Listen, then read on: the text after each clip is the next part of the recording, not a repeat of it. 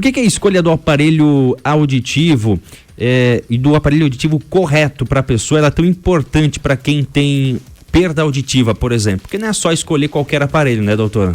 Perfeitamente. Porque cada paciente, Julião, tem um tipo de perda de audição, né?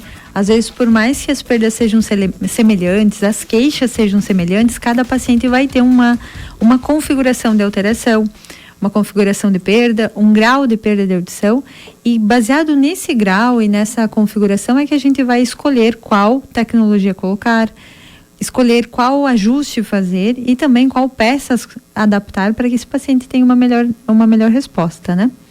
Então, aquela ideia de que qualquer aparelho serve para o meu caso não é real, né? E a gente tem também a questão anatômica. Então, assim, a sua orelha é diferente da minha. Muitas vezes o paciente tem, no mesmo paciente a gente tem que botar uma ponteira de um tipo na direita e uma ponteira de outro na esquerda, porque o formato da orelha é muito diferente. Então, imagina comparar eu com o meu vizinho ou com o meu amigo. Não tem como, né? Não vai dar certo, né? Não vai dar certo. Então, essa escolha inicial, ela é toda baseada em um exame, uma conversa com o paciente, uma avaliação anatômica para que tenha uma melhor solução para esse caso. Vamos lá, e quando a gente fala em aparelho auditivo, existe mais de um tipo de aparelho auditivo hoje? Temos mais opções? Existem, sim, com certeza. A gente tem tanto opções que vão atrás da orelha, que tem potências mais leves, até aparelhos bastante potentes. Aparelhos pequenos, aparelhos maiores que necessitam quando o paciente tem uma perda muito avançada, como aparelhos que vão totalmente dentro do conduto, né, dentro do canal. Então, quando a gente olha, a gente praticamente não vê. Isso tudo é avaliado, tanto na primeira avaliação, é tudo avaliado baseado realmente nesse exame desse paciente, nessa comunicação, se ele vai conseguir tirar esse aparelho, se vai ser a pilha, se vai ser recarregável, né? Então, tudo isso tem que ser avaliado para que ele consiga usar no dia a dia dele e consiga ter uma boa evolução com a adaptação. É isso aí, o mais importante é a pessoa se adaptar bem também, né, com o aparelho auditivo. E o que pode, o que deve ser levado em consideração na hora de fazer a escolha, né? O que o paciente pode analisar? Então, o que a gente tradicionalmente analisa? Nessa primeira avaliação, Julião, a gente conversa bastante com o paciente para entender quais são as necessidades. Então, se esse paciente faz bastante uso do celular, se ele participa de grupos de terceira idade, se é um paciente mais jovem que ainda tem uma rotina de trabalho, que tenha ruído e tenha conversa. Então, essa análise, ela é feita tanto da rotina, do dia a dia do paciente, quanto daquilo que a gente conversou antes, que é o histórico dele, se ele tem histórico de progressão ou não, se esse ouvido inflama ou não inflama. Tudo isso a gente tem que entender, para que a gente consiga realmente, assim, não adianta adquirir um aparelho ou iniciar um tratamento para 6 meses, a gente pensa em longo tempo.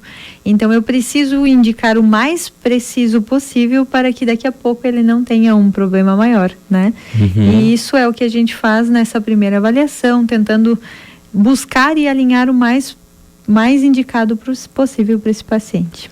E quais são os riscos, né, daqueles aparelhos auditivos, por exemplo, comprados na internet? Porque existe esses aparelhos auditivos, o pessoal vai lá e compra assim uma orientação médica. E quais os principais riscos que a doutora vê, e também se já teve algum caso assim por ali, se já apareceu? Exato, existe, porque às vezes o paciente, por não ter uma noção de como funciona o processo, a internet ela é algo muito fácil, né, Juliana? Então é muito fácil ir para a internet, botar aparelho auditivo e infelizmente ainda tem muitos amplificadores que na internet aparecem como aparelho auditivo. Qual seria o pior malefício, assim, qual seria o pior prejuízo que esse paciente pode ter? Vamos pensar que, assim como eu disse em configuração de perda, esse aparelho ele amplifica tudo da mesma forma. Então, ele amplifica grave, amplifica os médios e os agudos. O paciente muitas vezes não tem perda em grave, mas ele está recebendo essa estimulação.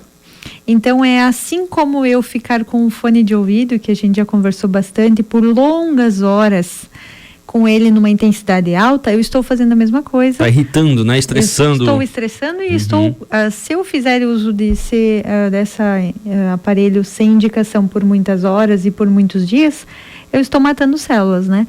Então, o que eu ainda tinha de bom, por eu estar fazendo uso de algo que não tem uma prescrição, eu acabo lesionando.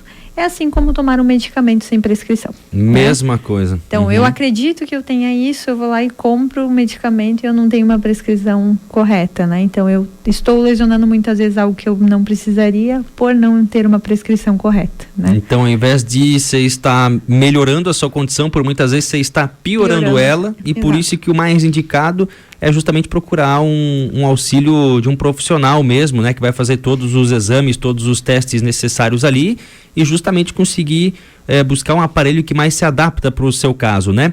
E para a gente encerrar aqui, doutora, queria que você desse, assim, uma daquela dica de ouro para a pessoa que está em casa ouvindo, que acha, assim, que tem suspeita de perda auditiva, de repente tem um familiar em casa que está percebendo isso. Para essa pessoa que está ouvindo a gente agora, qual é a dica? Essa dica vai assim, vamos pensar que buscar uma avaliação precoce traz bons resultados tanto na adaptação, né, quanto muitas vezes em eu evitar que eu tenha um agravamento. Então, se eu tenho um paciente que tem uma perda leve, eu consigo ter uma evolução muito melhor, porque o paciente ainda tem muito mais uma audição natural dele e eu vou estar tratando algo leve. Se o meu paciente chega se autotratando por muitos anos, quando ele chega para nós, ele já chega uma perda severa muitas vezes, né? Então, tudo que é tratado quando já está muito mais grave é muito mais difícil de ser tratado. Se eu estou apresentando algum sinal, se eu estou com alguma dificuldade, nada melhor do que descartar se eu tenho ou não tenho uma alteração. Então, faça a sua avaliação, faça a avaliação do seu familiar, aquele familiar que às vezes a gente acha que é desatento, que não está prestando atenção, que está sempre no mundo da lua, muitas vezes não é uma perda auditiva. Então, fazer a avaliação, principalmente como a gente trabalha com avaliação sem custo, descarta eu ter algo que muitas vezes eu poderia estar tratando e eu estou deixando passar, né? Muito bem. Então essa é a dica de ouro aí da doutora Michele Zancanella, fazer sua avaliação precoce, já na primeira suspeita, vai lá ver, né? Até porque você chega ali na Clinitim, você faz a avaliação, depois pode testar o aparelho até 7 dias aí em casa. E caso você queira também conhecer a Clinitim, fica ali na Avenida 7 de Setembro, número 592, sala 8, fica no centro de Timbó. Você também pode agendar, pode mandar o WhatsApp para eles ali no 98911 1281.